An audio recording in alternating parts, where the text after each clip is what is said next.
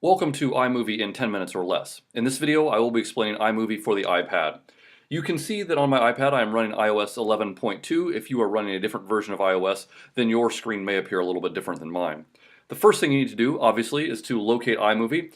If you don't know where that is, it looks like a star with a camera in the middle, so I'm going to tap on that. Mine is located in a folder. Yours might be located on a different screen, again, depending on how your iPad is set up.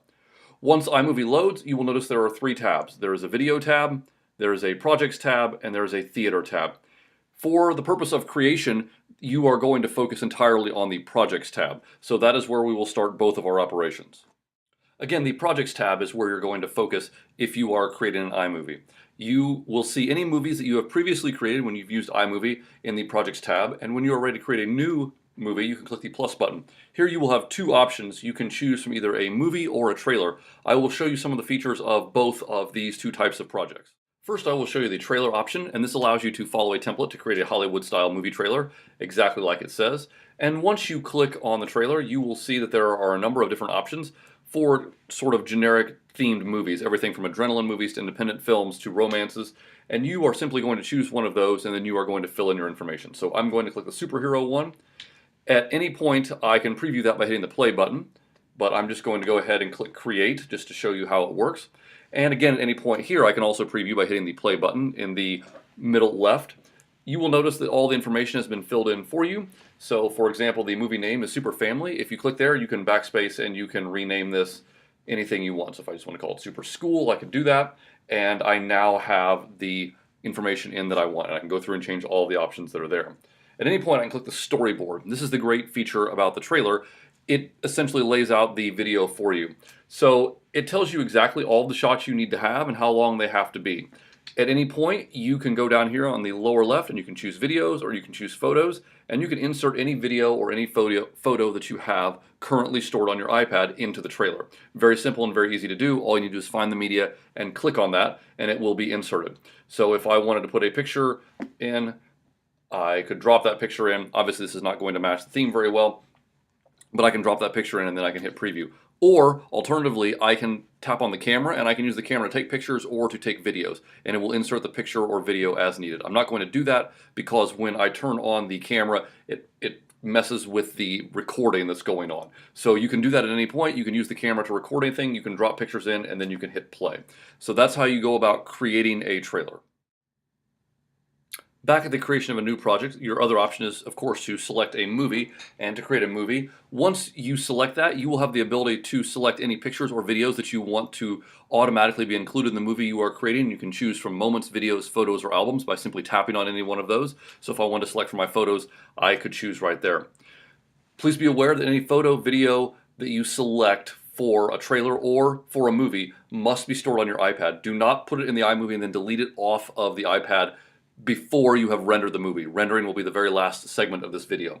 So at any point I can click create movie whether I've selected any media or not. So if I just click create movie, it's going to create, in this case, a blank movie. And at this point, notice I still have all of the options to drop in pictures or videos, or I can tap the camera icon in the left to record a video or to take a picture, either one. And I also have the ability to insert in the audio that is on my iPad by clicking audio. And I will also have some sound effects and some background music, theme music that is included with iMovie that is available for me as well. I can also record at any point by clicking the microphone and recording a background narration or story or whatever the case may be. So it's very easy to select a few pictures, which I will do for you. And I just have a couple of Mount St. Helens here, and I'll select those and I will drop them in. And once I drop them in, at any point, if I want to edit that photo, I'm just going to tap on that photo, and when I tap on it, I have a number of options. I have the two yellow bars. Sorry, I tapped off of it there, and I can make that picture longer or shorter, and by making it longer or shorter, I increase the duration or decrease the duration of the time that that picture is shown. Notice up here in the picture, I have the ability to pinch to start and pinch to end, so if I have those selected, the picture is going to very slowly move across the screen. If I don't want that to happen, I can disable what is called the Ken Burns feature, and now the picture will not move, it will stay stationary. So if I want the picture to move, I want this enabled, and I'm going to pinch to where I want it to start and pinch to where I want it to end. If I don't want that, I just turn that off and disable the Ken Burns feature. I also have the Actions button, which allows me to do a few various things. I can duplicate the picture if I want. I can add a title to the picture, and I can choose from a various number of styles there. I can also apply a filter, so if I wanted this to be a black and white picture, I could apply that filter, and then that will be applied to the picture. And again, at any point, I can go back and I can hit the play button, and I can see what my movie is going to look like. Obviously, at this point, it's just a number of pictures put together.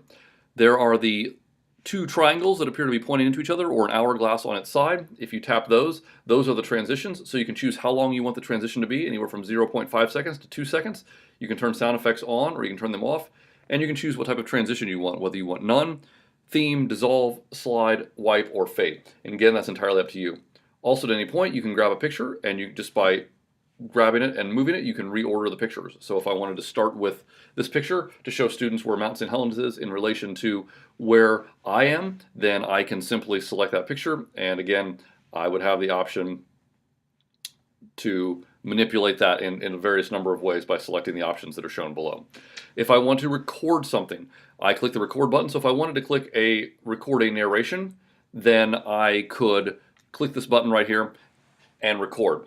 A common problem that I often have questions or field questions about is students or teachers will make one long recording and then try to match the pictures to it. And that can be okay if you're doing a short 1 or 2 minute recording, but if you're doing like 6 or 7 minutes, you probably don't want to do that. You probably want to do multiple recordings and then match them to the picture, because it can get very complicated to try to sort the picture in or out. This may mess with the audio, but I'm going to try it. So I'm just going to record a very short clip right here. And so this is an example of how to record something, and it may or may not be as long as the picture. So I can stop that, accept it, and now notice that my recording, which is in kind of this purplish blue, is much shorter than the picture. So what I would do is I would grab the picture and I would reduce it to that length so that it matches the length of the recorded audio. And that's going to take a little bit of work to do that, but it will make a much better video in the end because your picture will exactly match what your audio is. That is one of the most common questions that I get on a fairly regular basis when I deal with iMovie. That's a very simple overview of how to create both a trailer and how to create a movie, and in the very last segment of the video I will show you how to render either one of those. Whether I have my movie or my trailer, at some point I'm going to be finished editing, and when that occurs I click the Done button in the upper left hand corner. It's the exact same for the movie or the trailer. And you will be taken to this screen where you can go back and edit. If you want to go back and edit, simply click Edit. If you want to preview, you can click the Play button in the lower left right here. And if you are done previewing and you are done editing, then you are ready to share your video. The share button is a square with the arrow pointing out of it. So if I click that, or tap that rather, I will have a number of options right here. I want the Save Video option. So I'm going to choose Save Video, and it's going to ask me how I want to render that. I want to render that in the highest quality possible, so HD 1080p is what I want to go with. And when I render this movie, it is going to save it into the Photos section of my iPad. And again, it's very important that you do not delete any photos or audio or video that are part of your movie until it's rendered, until you've watched that and know that it's exactly the way you want. So I'm going to go ahead and let this render. The video is now finished rendering, and it tells me the movie has been exported to my photo library. I sped that process up in the YouTube video because it can be very lengthy even for a short video. So I'm going to go ahead and click OK right there, and then I'm going to go back to projects, and I'm now done with iMovie for the time being. So I'm going to go back to the main screen of my iPad. I'm going to locate my Photos app.